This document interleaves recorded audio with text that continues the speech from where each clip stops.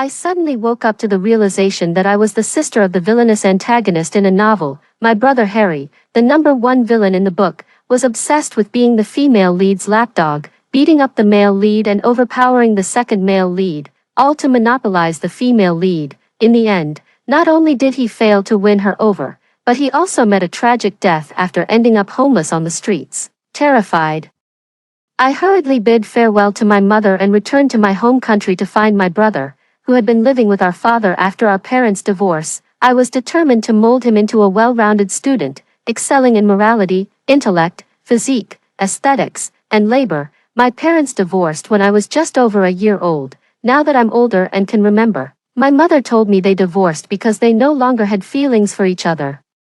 But I recall the book mentioning that it was actually Mr. Thomas who had an affair. Mr. Thomas tried to use the children to force my mother, who had firmly decided to divorce, to stay. In the end, my mother had no choice but to painfully divorce Mr. Thomas, taking only me with her. The memories of my childhood have long since faded, and I can barely recall what my older brother Harry looked like. Harry was 12 years my senior, and in my hazy recollections, he always loved holding me and making me laugh. Carrying a large backpack, I arrived at the gates of the high school where my brother now attended, relying on information and photos I had paid someone to find, hoping to catch a glimpse of Harry. As the school bell had rung long ago and the stream of students leaving grew thinner, I still hadn't spotted the person I was waiting for. Growing anxious, the 5-year-old me, exhausted and hungry, pouted and plopped down on the ground. Silently shedding tears, a boy who had just stepped out of the school noticed me, dressed in a pretty princess dress, crying so hard that snot bubbles were about to pop out. He couldn't help but slow his pace, glancing around as he weighed the risks of leaving me there alone. After walking quite a distance, he still couldn't shake off his concern. With a deep sigh, he turned back and crouched down in front of me, asking, "Little girl, what's wrong? Did you get lost? Big brother, big brother." I called out through my tear-blurred vision, unable to see his face clearly but clutching his sleeve desperately like a lifeline. The young man seemed momentarily flustered, quickly scooping me up in his arms as he comforted me. There, don't cry. How about Big Brother takes you to find the police, uncle?" "Okay." Biting back my tears, I pouted and curled up in his embrace, wrapping my chubby little arms around his neck while continuing to sob. "I want Big Brother, want Big Brother." "All right, I'll take you to find your brother. Don't cry anymore. Your brother went to buy you some candy." The boy held me and patiently comforted me. "Okay." I wiped away my tears and gradually calmed down. The police station wasn't far from here, and the boy originally intended to take me there, but we hadn't gone far when we heard someone calling out to us from behind. "Charles." The boy's footsteps halted abruptly, his expression instantly darkening as if the person behind him were some kind of monstrous threat. His arms around me tightened slightly, and one hand gently patted the back of my head in a soothing gesture. He whispered reassuringly in my ear, "Don't be afraid." Nestled in the boy's embrace, I buried my face against his chest while leaving both ears exposed to eavesdrop. "Charles, isn't that the name of the gentle second male lead from the book? Told you to wait after school, and you actually ran away. You've got some nerve." A male voice rang out, harsh and laced with a strong warning. "What do you want?" "I've already said I don't have feelings for Song. We're just neighbors and classmates. Nothing more. There's no need for such hostility toward me." The boy holding me responded coldly, tightening his grip slightly but still not letting go. "Who's this?" "Your little sister." The boy across from them frowned at the small girl in Charles's arms. "Damn. You bring a kid to a fight. Think I won't hit you in front of her?" Charles had no interest in further conversation. "Harry, let me say it again. Fighting isn't allowed at school. You're already on thin ice with all those disciplinary strikes. One more and you'll be expelled. I won't fight you, so please stop bothering me. Whatever's between you and Song has nothing to do with me." As Charles was about to carry me away, the little girl in his arms seemed to catch a key word and suddenly popped her head out, looking toward a group of boys across from her. Excitedly, she shouted, "Harry, Harry!" The girl's big, round eyes blinked as she gazed at the group of boys opposite her. Almost instantly, she recognized the handsome but stern-faced boy leading the crowd as her own brother. "Harry!" Thrilled, the girl raised her arms toward Harry from Charles's embrace, her smile radiant. I had been well taken care of by my mother since childhood. Even at 5 years old, I still had baby fat. With a fair, tender face and healthy rosy cheeks. My almond-shaped eyes looked just like my mother's, and though I hadn't yet grown into my frame, it was clear I would blossom into a beauty. Harry, called by name, froze in surprise, staring blankly at me in Charles's arms until he heard me call out softly again, "Brother, brother." Only then did Harry recognize me as his long-lost biological sister. Upon closer inspection, I didn't seem to have changed much from the image in his memory. Harry looked at me in disbelief, momentarily unsure how to react. Charles frowned as he observed the reactions between me and Harry in his arms, reluctantly accepting the reality that the adorable little girl he was holding was indeed Harry's sister. Charles reluctantly set me down, and the moment my feet touched the ground, I dashed toward Harry on my little legs like a totem pole come to life. "Big brother." I ran over and clung to Harry's leg, refusing to let go. "Big brother, carry me." Harry stiffened, looking down at my excited self as if recalling something. After glancing around, he lowered his head and shouted sternly, "Tiffany, what are you doing here? Who told you to sneak off like this?" His shout made me flinch, and instantly, my eyes welled up with tears as I burst into loud sobs. Harry and the three boys behind him had never seen such a situation before, and for a moment, none of them dared to breathe loudly. Charles, who had originally planned to sneak away while Harry was too preoccupied to notice him, pursed his lips and thought for a few seconds upon seeing this scene. With no other choice, he reluctantly stepped forward and pulled the sobbing me back into his arms. There, don't cry," in the familiar embrace. I clung tightly to Charles and refused to let go. But fearing that Harry, who now glared at me coldly whenever he saw me, might truly abandon me, I also reached out with my other hand to grab the sleeve of Harry's shirt and held on tightly. Though young, my grip was surprisingly strong. Harry, seeing me like this, didn't dare to resist. As a result, he had no choice but to let me pull him close to Charles. He then watched as Charles, noticing his proximity, glanced up at him with a glare before lowering his head again to comfort his little sister in his arms. The three boys behind were already dumbfounded by the scene. After hesitating for a long time, they mustered the courage to step forward and whispered in Harry's ear, "Brother Xia, are we still fighting?" Harry suddenly reached out to cover my ears, turned his head to glare at Yang Cheng, and growled in a low voice, "Fight my ass, you guys go home first today. I still have something to do," Harry said, glancing at me, who had stopped crying and was looking up at him in confusion. He gritted his teeth and spoke to the others. The three behind Harry exchanged glances but didn't say anything more. After bidding Harry farewell, they left together. Even after the three of them had walked far away, Harry was still covering my ears. I didn't like this position. It made my ears feel stuffy. Frowning, I raised my hand to swat Harry's hand away. Reminded, Harry snapped back to reality and realized he was standing too close to Charles.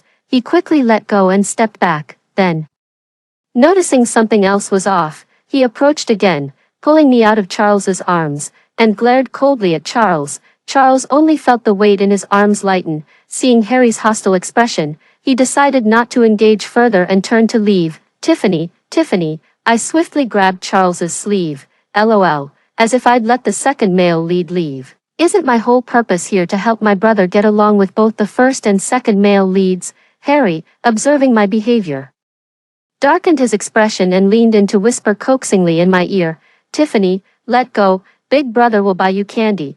Don't embarrass me in front of him." Pretending not to hear, I stared at Charles like a wolf eyeing a fat sheep, grinning slyly as I wriggled and clung to him. Passers-by simply saw Harry anxiously holding onto my legs while I, being disobedient, tugged at Charles's sleeve, desperately pressing the upper half of my body against Charles as if he were worthless. While Charles himself looked torn, his gaze flickering between me and Harry. Tiffany, seeing me pout and on the verge of tears again, Charles finally softened and hurriedly coaxed, all right, I'll go buy you some candy right now. Just let go of my sleeve, and I'll go get it for you." With a look of disbelief, I still refused to let go of Charles. In the end, there was no other choice but to have Harry carry me, looking utterly resigned.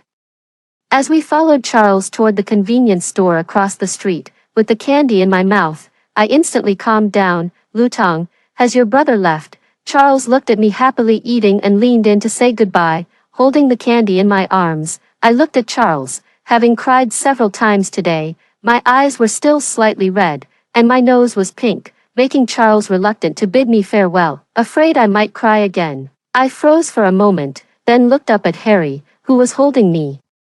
Harry said with a cold face and in a bad mood, "What are you looking at me for?" I snorted angrily and stopped looking at him, reaching into my pocket to take out a candy and handing it to Charles. "Is this for me?" Charles was somewhat surprised and responded with a smile. "Thank you, little sister."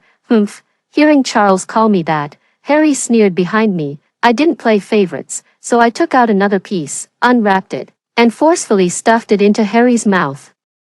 Then I turned back to look at Charles, who had a gentle expression, and said, "See you tomorrow, brother. Tiffany will give you candy tomorrow." Charles looked at me, who was holding the candy he bought yet acting like the little host, and smiled with curved eyes. "All right, see you tomorrow, Tiffany." I kept staring at Charles's retreating figure, which finally made Harry, who had been patiently holding me all this time, unable to resist complaining, "Stop looking, he's already gone far away.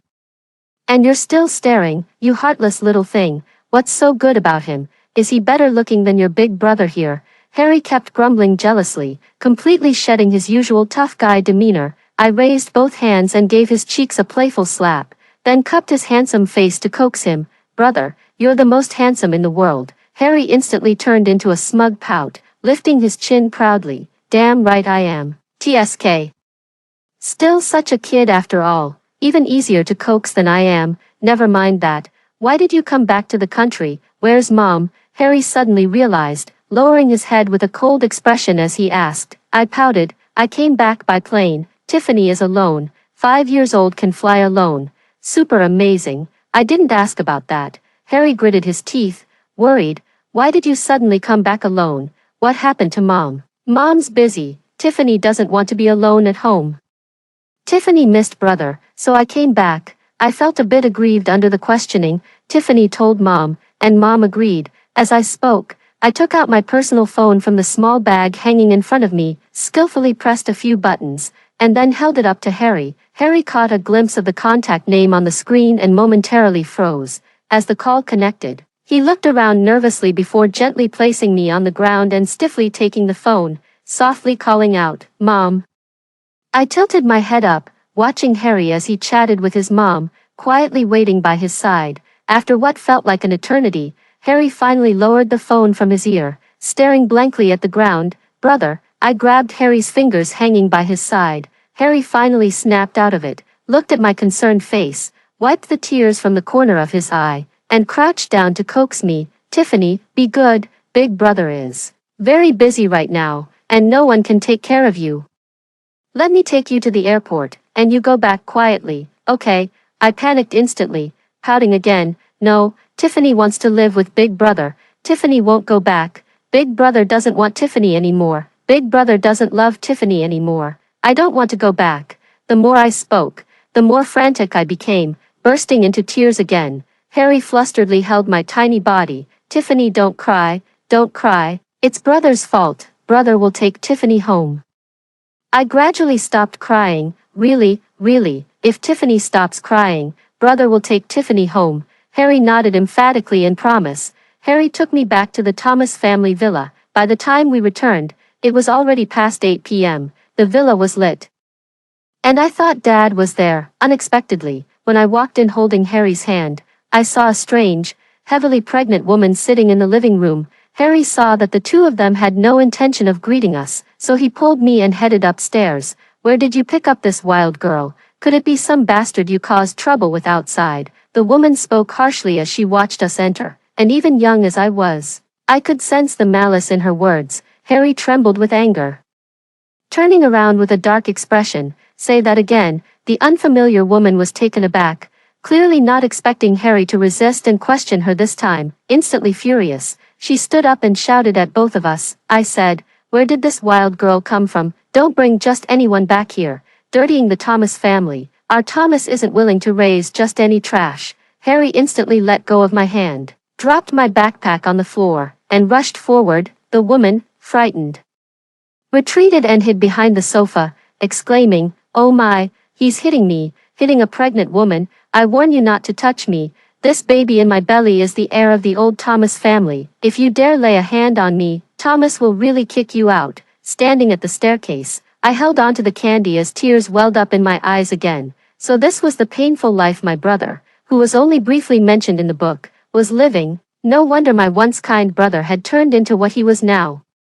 I threw the candy in my arms onto the floor, rushed past Harry, who was frozen in place, red-eyed with rage at the woman's words, and charged at her, shouting, "You evil woman, I'll beat you to death." Seeing me charge at her, the woman instinctively protected her belly and shoved me away with force. My small body, propelled by the momentum, fell backward, and the back of my head hit the ground with a solid thud. "Tiffany." Harry's heartbroken and grief-stricken voice came from not far away. All I heard was a loud thud echoing in my mind, followed by the sound of Harry rushing over. "Tiffany, Tiffany, don't scare me like this, Tiffany." Harry held me in his arms, his eyes red and his entire body trembling. The woman standing nearby was also shocked by the scene before her, unsure of what to do. "Mr. Thomas," returned at this moment. "What's going on, Mr. Thomas's authoritative voice came from the doorway. The woman suddenly raised her head and, clutching her stomach, ran toward Mr. Thomas. "Thomas, look at your son. He brought some girl from who knows where, and as soon as he saw me, he tried to attack me." I instinctively protected the baby in my belly, but who would have thought she would just, as she spoke, the woman put on a pitiful, tearful expression. Harry held me tightly, whispering my name in my ear over and over, with no intention of arguing about anything. Mr. Thomas frowned at the scene before him, ready to scold Harry, who was already on the verge of breaking down. I felt so dizzy, but I forced myself to stay conscious, tilting my head from Harry's embrace to look at the man at the door. With reddened eyes, I whispered weakly, "Daddy, Tiffany hurts." Only then did Mr. Thomas get a clear look at my face. Seeing my eyes, almost identical to my mother's, he instantly recognized who I was. He pushed aside the woman beside him and hurried toward me, calling anxiously, "Tiffany." Only then did I finally relax and completely lose consciousness. When I woke up again, the pungent smell of disinfectant filled the air, and the first thing I saw was the white ceiling of the hospital room. I turned my head slightly and saw Harry, exhausted, asleep by the bedside, still holding my hand. It seemed he hadn't slept soundly at all. As Harry startled awake at my slightest movement, he abruptly lifted his head to look at me, his eyes instantly reddening as they met mine. "Tiffany." "Brother," I responded with a smile. It was at this moment that Mr. Thomas walked in with that wicked woman, Harry, and I immediately wiped the smiles off our faces. Watching the two enter, Mr. Thomas walked to the bedside and leaned over to look at me. "Tiffany." Suppressing my hatred for him, I forced a smile. "Daddy." Then, when my eyes met the woman behind him, I shrank back in fright as if startled. Hiding myself under the covers, my small body trembled appropriately from pain and hatred. To the others, it appeared as though I was particularly afraid of and disliked the woman. With just a glance, Mr. Thomas made the woman leave. She stomped her foot in frustration but dared not say more and had no choice but to walk out. Only then did Mr. Thomas coax me to come out. After a bit of back and forth with him, I finally peeked my head out from under the covers. "Daddy." "Yes, Mr. Thomas replied gently, stroking my head. "Daddy, are you going to give all the money to that bad woman and her baby?" "The bad woman doesn't like my brother. She scolds him, calls me a wild child, calls me dirty. Can you please not give her the money? The bad woman wants to kick my brother out," I blurted out, shocking everyone. What bad intentions could a mere 5-year-old child have after just one meeting? Mr. Thomas would only think that the woman's words had severely impacted my young mind, nodding repeatedly with heartache. "No. Daddy won't. From now on, all of this will be yours and your brother's." I shook my head. "Tiffany doesn't want it. Brother will take care of Tiffany. Tiffany just wants to stay at home and eat delicious food." Mr. Thomas was amused by my childish thoughts and nodded repeatedly. "All right, all right, all right. Everything will go to your brother. Daddy will go back to the company today and draft the property distribution. Everything for your brother to take care of Tiffany." Harry watched the harmonious father and daughter pair, but there was little joy on his face. Mr. Thomas had always felt guilty toward his mother, and now my appearance reminded him even more of the good times he shared with her. Being over 50, he yearned for family bonds more than romantic love. On the very day I brought it up, he had a lawyer draft the property distribution. My brother got 70%. I received 20%, and that woman and her unborn child were allotted 10%.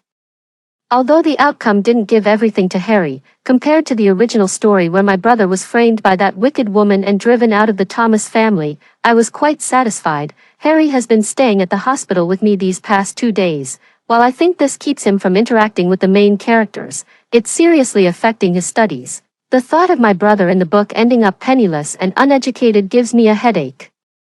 I suddenly wriggled upright from the hospital bed and stared at Harry, who was peeling an apple for me, startling him so much he nearly cut his hand. "What's wrong with Tiffany?" Harry had transformed from the cold-faced tough guy I first met a few days ago into a devoted and hard-working brother who dotes on his sister. I stared at him with a resentful look and said, "Brother, you should go back to school. Aren't you taking the college entrance exam next year?" Harry paused while peeling the apple and tried to change the subject. "Tiffany, are you hungry? The apple will be ready soon." I turned over, facing my back toward Harry, and declared, "I won't eat. If you don't go to school, Tiffany won't eat." Harry instantly panicked, quickly put down what he was holding, and leaned over beside me to coax, "Tiffany, be good, don't be angry. Big brother will go back to school tomorrow as soon as you're discharged from the hospital." I shot him a sharp glare. "We're leaving the hospital today. Go to school. If Big Brother doesn't study hard, Tiffany will run away from home, run away so Big Brother can never find Tiffany again." Harry was taken aback, not expecting such a move from someone so young, and could only nod repeatedly in agreement. "Big Brother, study hard at school, don't cause trouble in class. Try to understand as much as you can, and if you don't understand, ask your classmates. Don't make trouble in class, don't fight, get along well with your classmates, eat properly, and if you need anything, tell Tiffany. Tiffany will pick you up after school." As soon as we got out of the car at the school, I grabbed Harry and started nagging non-stop, acting just like a little adult. Harry could only feel that the people passing by wanted to look but didn't dare to openly stare because of him. Though a bit embarrassed, he still patiently listened to my endless chatter. "Don't wander around after school, don't go with others." Suddenly, I caught a glimpse of a familiar figure out of the corner of my eye and immediately left Harry behind, running toward that person, Brother Charles. Charles had been walking side by side with Sarah, discussing a problem, when suddenly he heard a familiar voice calling from behind. At first, he thought he must have misheard. After all, yesterday he had waited for the girl after school as promised, but she never showed up. Just as he was lost in thought, he heard her voice again from behind. The next second, a small white round figure clung to his leg. Brother Charles, unprepared, Charles was nearly knocked off balance, and when he looked down, he met my big, round eyes. Surprised, Charles crouched down. Tiffany, glancing around, he indeed spotted Harry walking toward him. Charles couldn't help but frown slightly before pretending not to see him and lowering his gaze to me. "Brother Charles, Tiffany didn't mean to miss the other day. Tiffany was in the hospital." Tiffany grabbed Charles's hand, afraid he wouldn't believe her, and insisted he touch the back of her head. "Feel it." Tiffany fell and hit her head. "Does it hurt?" Charles asked with concern, seeing me as small and fragile in his eyes. A fall that landed me in the hospital with a head injury must have seemed serious to him. "It doesn't hurt." I shook my head, cupping my face and rolling my eyes playfully. "Just a little dizzy, hee." Harry, who had walked over, looked down at me with a smile that seemed too cheap in his eyes. Why was I acting more fawning toward Charles than toward my own brother? His eyes fixed intently on Charles, trying to figure out where he fell short compared to the guy. Completely oblivious to the fact that the person standing behind Charles was Sarah, the very girl he always claimed to be pursuing. Sarah initially thought Harry was approaching because of her presence and even considered going inside first. To her surprise, Harry seemed to ignore her completely, his gaze fixed solely on the little girl standing in front of Charles. Charles pulled me into his arms and gently stroked my head, saying, "Tiffany is so brave." I was beaming with joy at the handsome man's praise, tilting my head back with a radiant smile, when suddenly I heard Harry's icy voice from behind. "Tiffany." A chill ran down my spine. Turning around, I met Harry's face, dark as storm clouds. "Come here," he said coldly. "Don't cling to just anyone you see." "Humph." Charles, who was holding me, let out a cold laugh. I looked at the two hostile individuals, feeling utterly overwhelmed. I shook my head while covering it. Just as my gaze met Sarah's confused expression behind Charles, the girl before me wore a simple school uniform, her hair tied up in a neat high ponytail. She had a standard oval face, devoid of makeup, yet her fair, flawless skin carried a faint pink hue, exceptionally beautiful. My eyes instantly lit up. Beautiful sister. The exclamation drew the attention of the two who were locked in confrontation, and they both followed my gaze. Harry froze. Only then realizing that Sarah had been standing there for who knows how long, I reached out to Sarah. Pretty sister, hug. Harry instantly felt utterly embarrassed. He had finally realized that I was simply a little flirt. Whenever I saw someone attractive, I would try every possible way to get close to them. Harry swiftly picked me up. Suddenly weightless, I stared blankly at Sarah, who had clearly been about to reach out but was now farther away.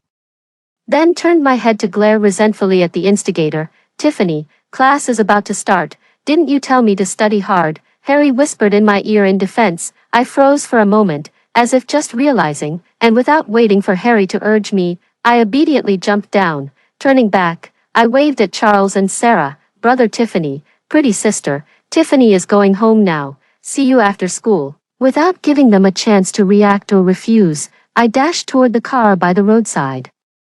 Slipped inside in a flash, and shut the door. Brother, study hard, Tiffany will come pick you up later, I said, leaning against the car window and waving at the stunned Harry. With that, he ducked back inside, rolled up the window, and had the driver drive away. Harry watched my smooth, decisive actions, his ears burning slightly. Charles, was that Harry's younger sister? Sarah walked up to Charles and asked softly. Yeah, his biological sister. Charles smiled faintly, glancing at Harry, who was covering his face with flushed ears and neck. Before walking side by side with Sarah toward the school building, Sarah looked at the smile on Charles's lips, slightly surprised, and couldn't help but glance back at Harry, who was also heading toward the school building with his head lowered, having nothing better to do and no desire to return to the Thomas family. I asked the driver to take me to a bookstore, where I picked out a pile of study materials. Then I had him drop me off at a dessert shop near the school. After ordering my favorite mango milfai and grape-flavored juice, I sat there sorting out the current plot. Right now, the main characters are still in their second year of high school. According to the book setting, the female lead, Sarah, should still have feelings for the gentle and considerate second male lead, Charles, her neighbor with excellent grades. As for the male lead, if I remember correctly, he just transferred here, and his relationship with the female lead is still just that of bickering childhood friends. Good. Now that I've returned to meet Mr. Thomas, I've already avoided the main reason for Harry's true descent into darkness. Later, as long as I maintain good relationships with both the female and male leads, and prevent my brother from becoming jealous upon discovering that the male lead is also one of his romantic rivals. My brother won't get into fights and be expelled before the college entrance exams. This way, he won't seek revenge by stealing the male lead's exam admission ticket, leading to his arrest and a criminal record that makes it hard for him to find a job. Resting my head on my hand, I pondered how to make Harry understand that truly loving someone isn't just about their looks or because others like them, and that affection shouldn't be based on such superficial reasons. When I awakened, I realized that Harry actually had no idea what love truly was. In his eyes, Sarah might have just been an excuse he used to keep going during those hopeless days when he felt unloved and didn't dare disturb my and our mother's lives. I wiped the tears from the corner of my eye and craned my neck to look toward the school, wondering how Harry was doing with his studies and whether he was behaving well. Brother. I watched Harry walking alone at the back of the crowd, continuously waving at him. Standing at the school gate, my small frame was completely unnoticeable in the crowd. If it weren't for the 1.9-meter-tall bodyguard holding me up, I might have been pushed around and lost in the crush. During class today, Harry realized he hadn't studied much since starting high school. Suddenly facing second-year material, he found much of it incomprehensible. He initially tried to keep listening but soon realized it made no difference. His foundational knowledge was too weak. After school, unsure how to face me who expected him to study hard, Harry slowly packed his things and headed out. Just as he reached the school gate, he heard my excited voice calling out to him. Harry concealed his emotions and looked up at me. I saw Harry notice me and signaled the bodyguard to put me down. Holding the watermelon juice I had specially bought for him, I toddled over to Harry on my short little legs. Brother, here, your favorite watermelon juice, I said, holding up a full cup of juice. Though Harry hid it well, I could still see the disappointment in his eyes.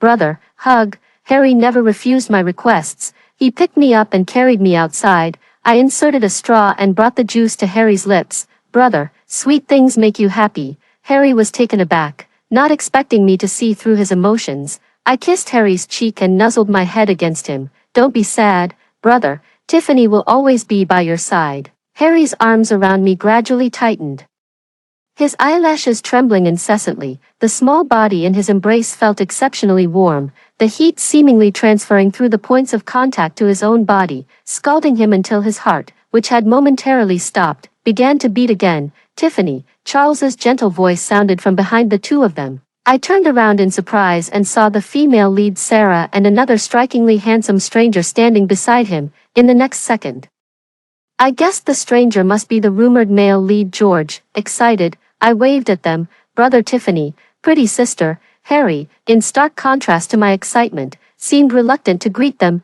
Still, he turned around while holding me, only tightening his grip as if afraid I might run off with someone else. Charles walked over and reached out to hold my enthusiastically waving hand. Brother Charles, pretty sister. Tiffany brought you some delicious treats, I said, turning to glance at the bodyguard. The bodyguard, quick on the uptake, stepped forward with 2 bags of desserts and drinks, handing them to Charles and Sarah. I looked at George with a bit of embarrassment. Brother, Tiffany didn't know there was a handsome brother here. I'll bring some for you next time. George had secretly been jealous, wondering why Sarah had arranged to walk home with Charles today. Seeing me now, his earlier unhappiness instantly melted away, and he waved his hand.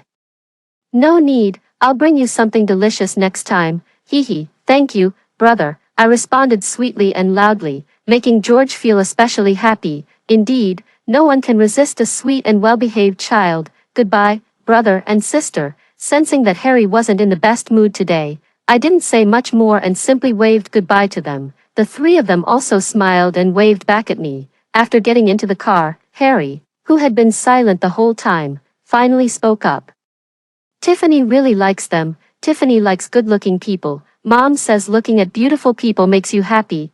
I nodded, hugging Harry's arm and acting coquettish, but in Tiffany's eyes, brother is the most handsome after Charles. Mom is also the most beautiful. Anyway, I love brother and mom the most. Harry was completely under my control, and my previously gloomy mood instantly vanished. Yet, I still pouted and said with a touch of pride, you little pervert, Tiffany is not.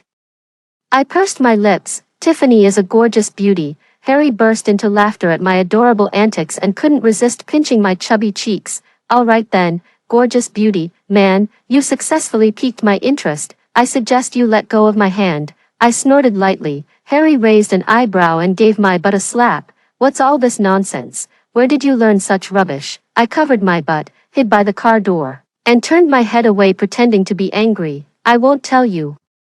All right, I shouldn't have hit you. Come here. Harry looked at my fluffy head and my round little body, suppressing a laugh as he coaxed me. I'm just hopelessly soft-hearted, and the next second I was already coaxed back, happily waddling over to throw myself into Harry's arms. Perhaps my presence made Harry stop paying attention to the female lead. Every day, apart from going to and from school on time, he spent all his time with me.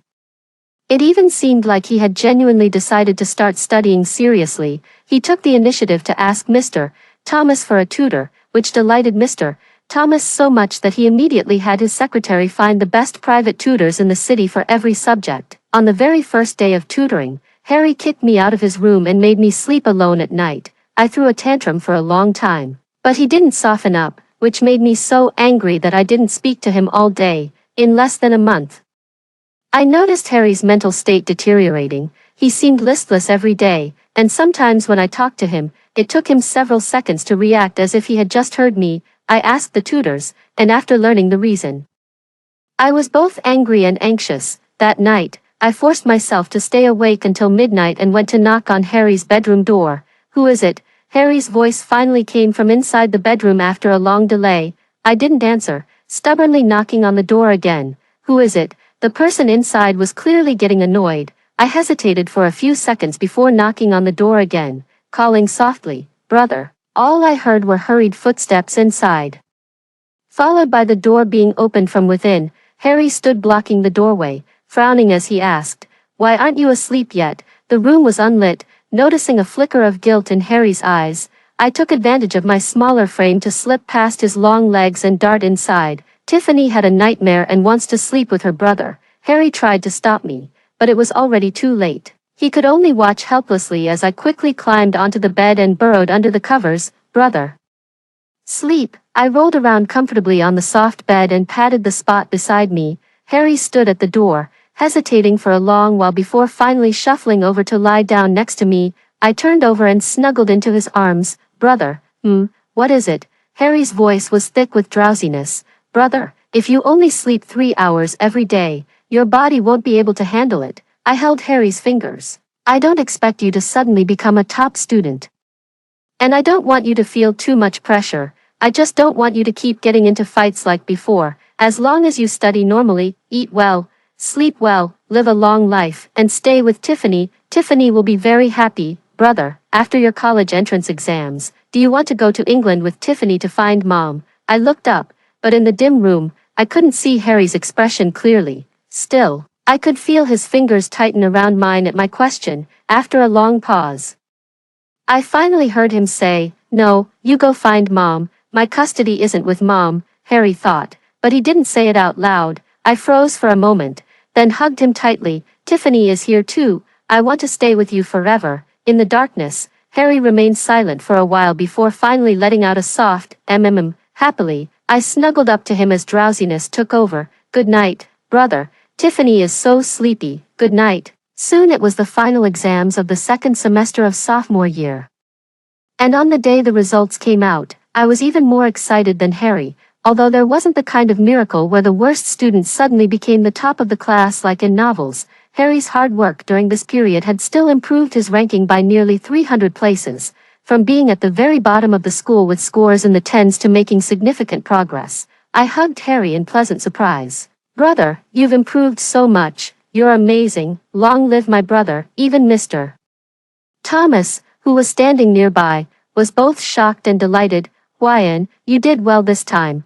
Tell me what you want, and I'll get it for you. Harry actually appeared much calmer than Mr. Thomas and me. He hugged me back and shook his head at Mr. Thomas, saying, "Thanks, Dad, but no need. My grades aren't really worth celebrating." Who says so? Big brother, don't talk about yourself like that. To celebrate, let's go eat hot pot today. It's been so long. I patted my stomach, swallowing hard with excitement. Is it because you want to eat it? Harry pinched the chubby part of my cheek, his tone full of affection. Though Harry didn't say much, deep down, he was happy too. Normally, because I tend to get diarrhea, he doesn't let me eat anything too heavy, but today he readily agreed to my idea. Because it's the summer before senior year, this vacation was exceptionally short and passed in the blink of an eye. As a senior, Harry has to arrive early for morning self-study and has an additional evening self-study session, leaving home early and returning late every day.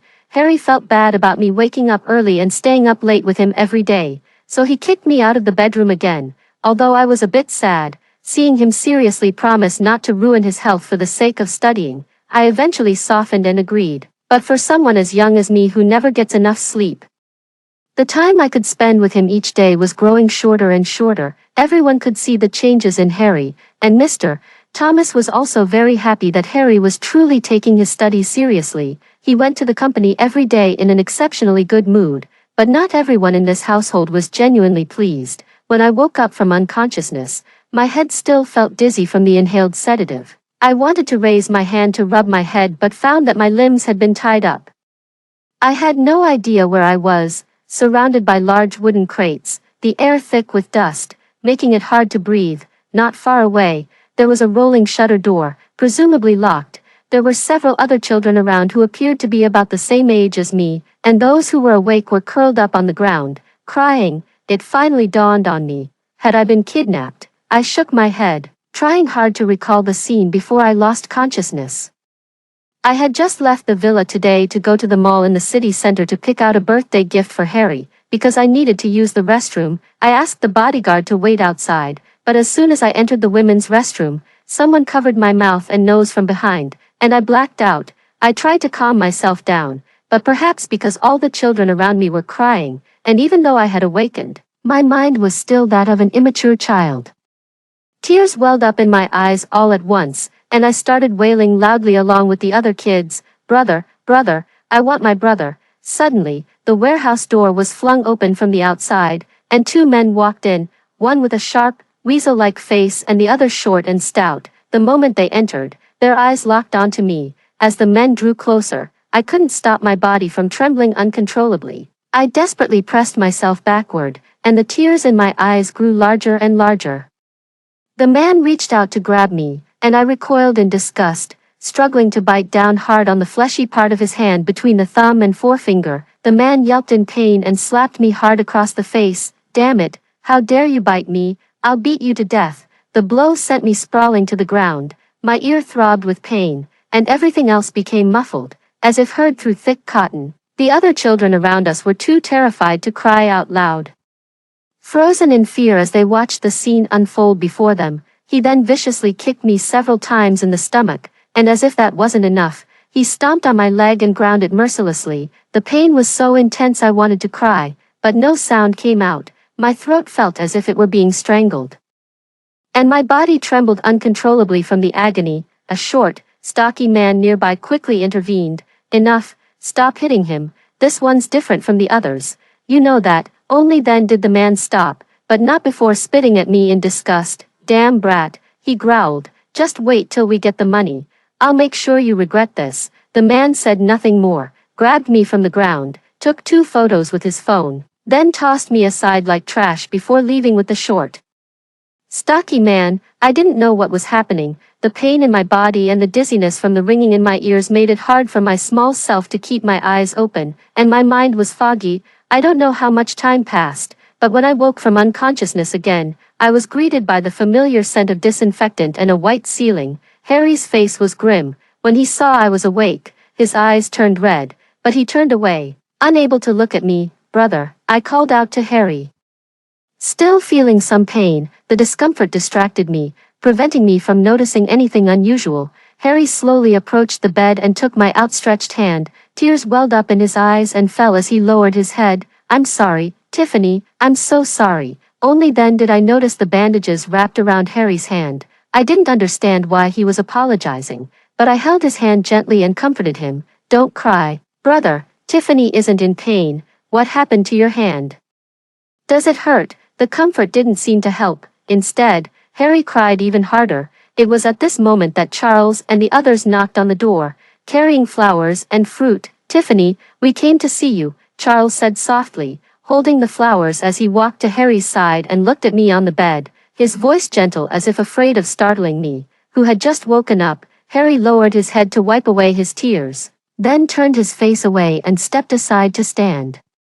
I looked at the gathered male lead, second male lead, and female lead, feeling somewhat surprised. "Brother, sister, how did you all get here?" Sarah walked over with a pained expression, took my hand, and said with reddened eyes, "Tiffany, does it hurt? How could those traffickers be so cruel to hit you so hard? Your kidnapping was reported in the news, the criminals have been caught, and all the children have been rescued," George explained from behind Sarah.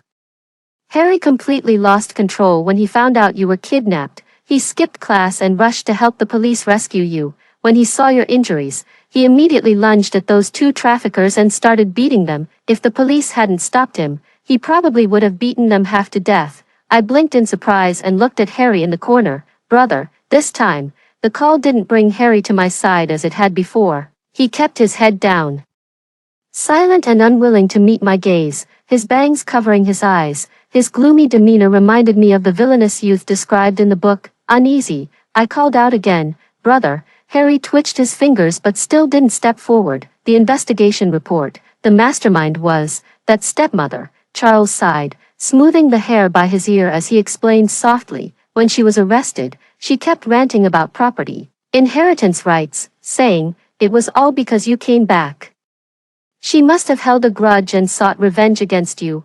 I instantly realized why Harry was acting this way. My kind-hearted yet insecure brother was blaming himself, thinking everything was his fault, and he was afraid I would hate him, because they had classes. Charles and the other 2 didn't stay long before leaving. The ward fell into silence once again. "Brother," I called out to the boy in the corner again, my voice thick with tears. The young man finally moved.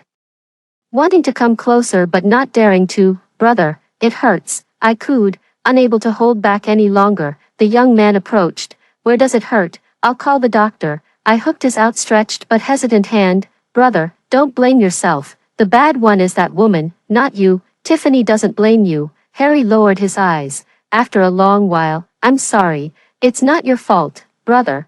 Why are you apologizing? Don't blame yourself like this." I felt a bit anxious. Harry bent down and gently hugged me. His warm breath brushed against the skin near my left ear, and a tear fell into my hair. Was he speaking? I didn't hear it. It suddenly dawned on me what had happened. No wonder I'd felt something was off since I woke up. Turns out that slap from back then had left me deaf in my left ear. I froze for a few seconds before hugging Harry back. "Don't cry, big brother." As a young child, I didn't really think losing hearing in one ear was such a big deal. But Harry was so heartbroken that I began to realize it might be harder for him to accept. Harry took me out of the hospital and left the Thomas family behind. That wicked woman was pregnant. Although she had been sentenced, she was still at home temporarily, waiting to give birth before being sent to prison. Harry didn't give Mr. Thomas any chance to persuade him to stay. He resolutely left the Thomas family and used the money he had saved over the years to buy a small apartment across from the school. Mom found out what happened and came back from abroad, persuading my brother to go study overseas with her. Harry didn't agree. His hand holding mine felt slightly cold from nervousness. I squeezed his hand back, looking up at my beautiful mother and her new blonde, blue-eyed husband behind her. "Mom, I'm fine. I want to stay with my brother. Don't worry. He can take good care of both himself and me." Harry was momentarily stunned, though Mom was still a bit worried. She couldn't resist my insistence. Plus, Harry was indeed already an adult now. In the end, she gave us another bank card before leaving, feeling slightly more at ease. After moving out, Harry, still haunted by the fear of my kidnapping, bought me a GPS watch. He rushed back every noon to bring me food and returned straight after school each evening. If he couldn't literally tie me to his belt, I think he would have preferred keeping me under his watch all day long. His daily life revolved around school and me. I worried he was overworking himself and told him not to go to such lengths, but he wouldn't listen. Now, he no longer felt awkward about taking over the company from Mr. Thomas. Mr. Thomas carried guilt toward me and my brother in his heart. I only knew that initially, Harry had said we could move out without claiming any assets. Yet Mr. Thomas never changed the original inheritance plan. Harry had already made up his mind. After coming of age, he would inherit the company from Mr. Thomas, diligently learn from professionals how to manage it, so we could be together every day. The days passed one by one, and everyone graduated smoothly. The time when Harry tragically died in my memory quietly slipped by without incident. It seemed as though the lives of all the characters in the book's plot were moving in a positive direction. Extra Story 1. When my ears were initially diagnosed with deafness caused by a perforated eardrum, Harry fell into endless self-blame for a long time.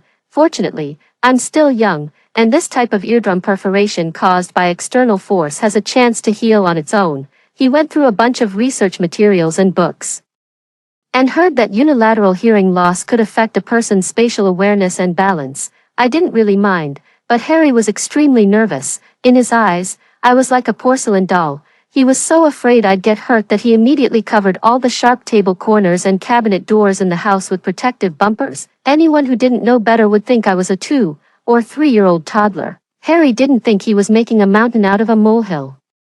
Because he noticed that I always couldn't hear when he spoke from my left side, I started to focus on people's lips to understand what was being said, and sometimes during conversations, I would actively position myself to their left. To be honest, I hadn't even noticed this change in myself. Hearing loss in one ear hadn't significantly impacted my daily life, but Harry was deeply upset and blamed himself for a long time. Fortunately, my left ear's hearing gradually recovered later, and Harry finally felt relieved. I remember on the day of my follow-up hearing test when my hearing had recovered, he specifically took a day off. Staring at the 8-inch ice cream cake in front of me, I was puzzled. "Brother, why did you buy such a big cake? It's just you and me at home, and you only let me have one piece each time. We can't finish this much." Harry looked at me tenderly and ruffled my hair. "To celebrate Tiffany's hearing recovery, this time, I'll make an exception and let you have 2 extra pieces of ice cream cake. Long live Big Brother." I raised my hand,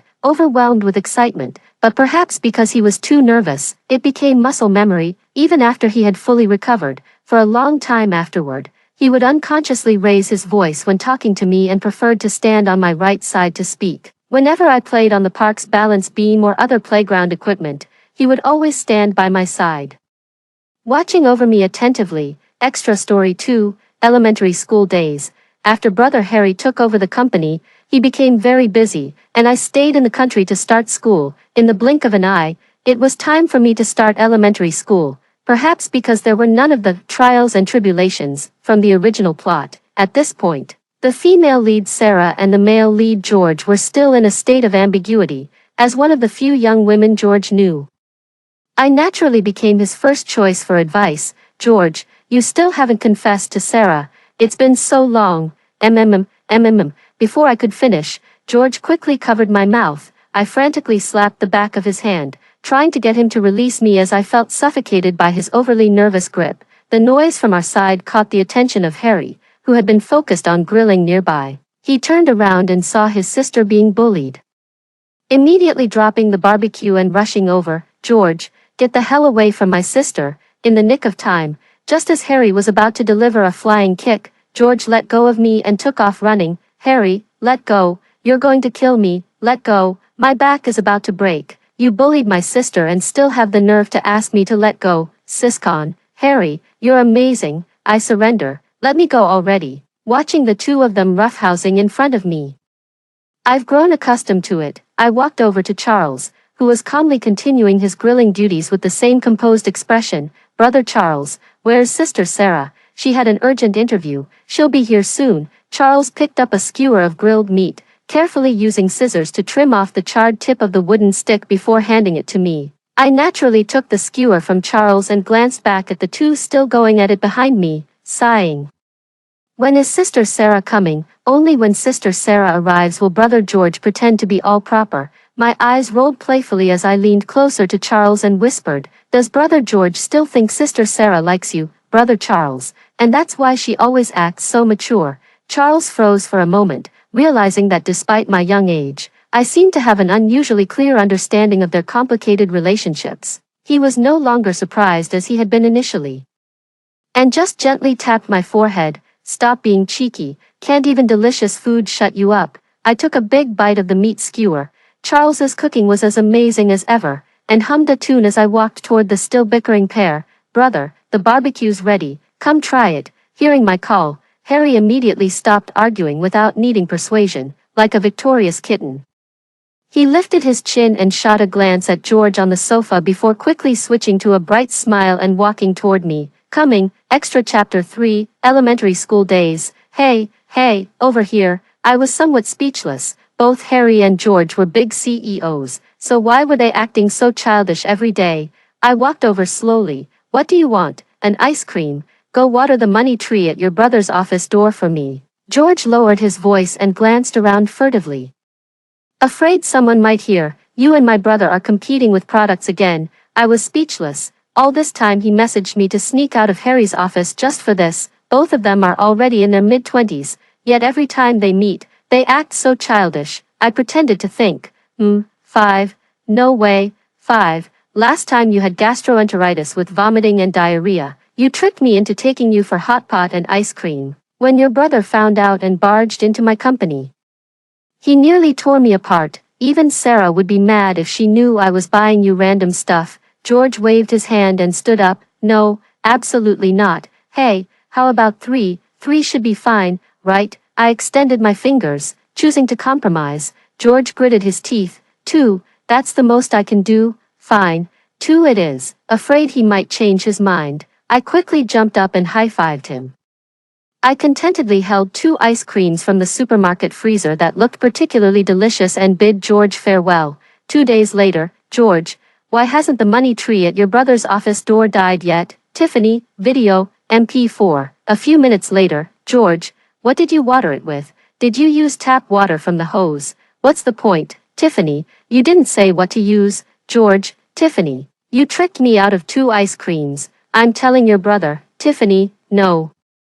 Brother George, don't be so stingy. Unfortunately, I couldn't avoid George's tattling. This month's ice cream ration has been cut. No more treats for me. I cursed George to have a few more years of unrequited love. Extra Chapter 4, Middle School Days. George confessed to Sarah the year I graduated from elementary school. They dated for 2 years before deciding to get married. The wedding was arranged on an outdoor lawn, with purple-themed wedding planning that Sarah loved. Charles and Harry. Once his romantic rivals and now his friends, though not groomsmen, were invited to sit in the front row. I was also invited to appear as a flower girl. George looked at me in my little suit and the 2 bodyguards behind me, rubbing his forehead helplessly. "What are you doing? It's my wedding day, not a bride-snatching mission." I twirled around and looked innocently at Sarah, Sister Sarah. Sarah crouched down and hugged me, ruffling my short, neat haircut that had been trimmed out of necessity after Harry's botched attempt. The flower girl doesn't necessarily have to wear a dress. This white suit looks perfect on our Tiffany. So cool. Her praise made me grin from ear to ear. Indeed, being complimented by a beautiful older sister feels absolutely amazing. On the wedding day, George was the one who cried the most embarrassingly in the entire venue. Harry kept snapping photos and videos of him with his phone, ready to use them as blackmail material someday. During the bouquet toss, as an eligible single, I was invited to join in catching the bouquet, while Harry kept retreating to the back of the crowd, almost on the verge of running away from home. It was my first time attending a wedding, and I was particularly excited, standing at the front of the crowd, eager to participate. In the end, whether by coincidence or luck, after several people scrambled for it, the bouquet landed squarely in my arms. Holding the suddenly bestowed bouquet, I widened my eyes in surprise. Harry, standing behind the crowd, saw this scene, rushed in, snatched the bouquet from my arms, glanced around, and then shoved it into Charles's hands nearby. Then he pulled me aside and kept whispering in my ear, "Nothing happened, nothing happened. Tiffany, this is all a dream. Tiffany, you don't have to marry that blonde guy. Tiffany, you don't have to get married." Everything happened so fast. Charles and I stared at each other in shock for a while. Who told him that all girls nowadays must like blonde guys? Harry led me off the stage, his expression unusually grave. He got completely drunk that day and clung to George, who happened to be there to persuade him to drink, mistaking George for me and shouting at him not to get married. Fortunately, no paparazzi caught him in this state. Completely devoid of his usual domineering CEO image, George, furious, cursed him as a damn siscon before handing him over to Charles and me to take care of, then took Sarah home for their wedding night. Extra Chapter 5, High School Days. Ever since I started high school, Harry has been extremely nervous. He would always pick me up and drop me off whenever he had the time. It wasn't because he was worried about my grades, but because in his eyes, his little sister, who had started growing taller and slimmer since middle school, had become particularly charming. And he was afraid someone might snatch me away. Of course, I think he might be the only one who feels that way. "Brother, if you're busy, you don't have to pick me up and drop me off all the time. Uncle Leo can do it." I looked at the dark circles under Harry's eyes. He had just gotten off the plane early this morning and hadn't even had time to change his clothes before rushing home to take me, who had just woken up, to school. "It's okay, big brother isn't tired." Harry leaned against me and closed his eyes. Due to our size difference, his head had nowhere to rest, so it looked like he was pressing down on me. My heart ached, and I didn't speak again. Harry was truly exhausted. Within 2 minutes, I heard his soft snores. I kept my back straight, afraid he'd be uncomfortable without proper support, and didn't dare move. I had to wake Harry when we arrived at school. "Big brother, we're here. Go home and rest quickly. Don't keep working overtime." Harry rubbed his head and sat up straight. We're here, brother, remember to go home and rest." I reminded him again. After speaking, I instructed the driver, Uncle Leo, in front. "Uncle Leo, take my brother straight home. Don't let him go to the office." "Understood, miss." Uncle Leo, the driver, nodded in agreement. Harry wanted to say something more, but I shot him a sharp glance, and he immediately fell silent. Harry, who had just gotten out of the car, suddenly remembered something he forgot to say and turned to lean toward the back seat, about to speak to the driver. Harry froze mid-motion, then looked at me with an awkward smile. Crossing my arms, I glared at him and warned, "If you don't rest properly, I'll just move into the dorm from now on." Upon hearing this, Harry immediately sat up straight and raised his hand, promising he wouldn't go back to the office. by the way, I'll be home late today. My classmates invited me to go to the aquarium to watch the evening mermaid show. I nodded in satisfaction and continued. Harry didn't think much of it and softly replied with an okay. In the evening, Harry, who had rested all morning, had dinner alone and then went to the study to handle some work. Before long, the phone on the table started vibrating incessantly. It was Charles's call when I picked up the phone. Harry paused for 2 seconds before swiping to answer the call. Hello. Isn't Tiffany at home? Charles, who was being forced on a blind date, said as he spotted a familiar figure not far away. Yeah, what do you need Tiffany for? She'll be home in the evening. I can pass along a message. Harry found it a bit odd that Charles immediately knew he wasn't home, but didn't dwell on it. Do you know the James family? Charles didn't answer but continued speaking. Harry frowned, feeling Charles was being inexplicably odd today, yet still replied, yeah, I know. What about it? They have a boy about the same age as your Tiffany. Did you know that? Charles's gaze kept following my figure. Harry suddenly felt a throbbing at his temple and said coldly, what are you implying? Spit it out. I saw Tiffany and that James kid on a date at the aquarium right now. Charles curled his lips, his words crashing down like a boulder on Harry, who had been relatively calm until then. Harry shot to his feet. Where? Send me the location. Harry arrived at the aquarium in less than half an hour. As soon as he arrived, he located Charles using the shared coordinates. The woman beside Charles looked surprised at the sudden appearance of the handsome stranger. Harry didn't notice at all that Charles was on a blind date, his attention entirely focused on me. He came over and immediately asked, where's Tiffany? The woman beside Charles stiffened her smile, her eyes darting back and forth between Charles and Harry. Charles glanced at Harry's hand resting on his shoulder and shrugged. Get away from me, it's hot. Harry wasn't listening at all, his mind solely occupied with scanning the surroundings for any sign of me. Mr. Tang seems to have something to attend to, so, maybe, I should head back first. The woman couldn't hide the gossipy glint in her eyes as she spoke, a smile playing at the corners of her lips. It was only then that Harry noticed the petite, sweet-looking woman standing beside Charles. Without overthinking it, he offered a polite smile and extended his hand. Hello, I'm Harry, a friend of Charles. What are you two? Oh, Mr. Charles and I had some free time and heard there was a mermaid show at the aquarium, so we came to check it out, the woman quickly explained, as if afraid Harry might misunderstand something.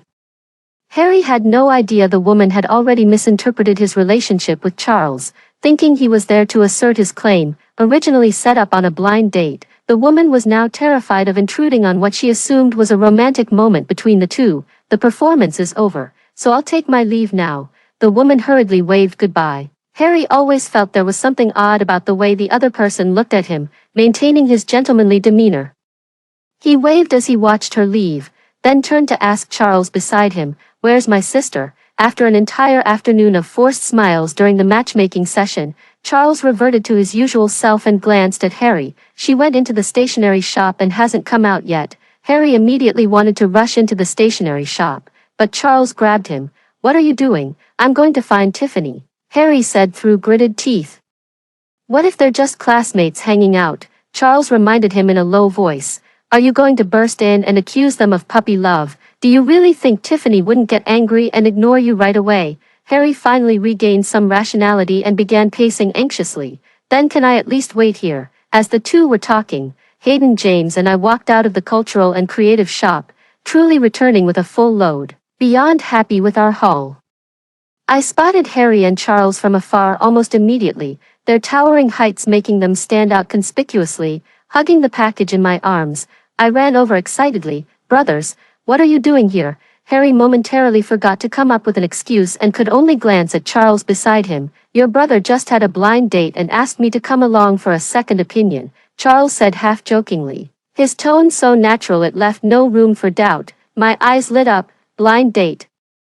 Is brother Charles going to fall in love? Not that fast. Charles helplessly patted my head, changing the subject as he asked, why is Tiffany here? I proudly held up the bag in my hand, showing it off like a trophy. Look, the latest cultural and creative merchandise from the aquarium, all so beautiful. I bought a lot to share with my favorite classmates later. Charles smiled as he watched me show them to him, examining each piece carefully without dampening my excitement. Harry was staring at Hayden James, who stood not far away watching the three of them. Noticing Harry's gaze, I suddenly remembered there was another person present and quickly waved to Hayden James, signaling him to come over. Brother, this is my desk mate Hayden James. He also loves collecting these things, so we made plans to watch the performance and buy merchandise together. I introduced proactively. Hayden James. This is my older brother, and this is brother Charles, Hayden James, who blushes easily, had already turned quite red by the time he walked over. Hello, brothers, he said. Charles nudged Harry, who was coldly sizing up the other person, with his elbow and greeted them with a smile. Hello, Harry then replied leisurely. Hello, since we've run into each other, let's walk James home together and then head back ourselves. Charles, who lives in the same neighborhood as us, suggested softly. I nodded happily and responded loudly, sure, thank you, brother. Charles seemed more approachable than Harry, and Hayden James couldn't help but stay close to Charles's side.